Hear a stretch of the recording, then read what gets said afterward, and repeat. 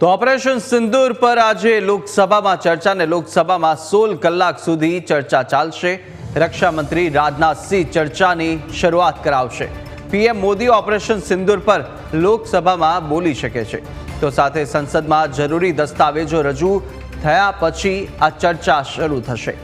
16 કલાક લાંબી ચાલનારી ચર્ચાની શરૂઆત રક્ષા મંત્રી રાજનાથ સિંહ કરાવશે અને ચર્ચા દરમિયાન પીએમ નરેન્દ્ર મોદી પણ હસ્તક્ષેપ કરી શકે છે અને પોતાનો પક્ષ રજૂ કરશે।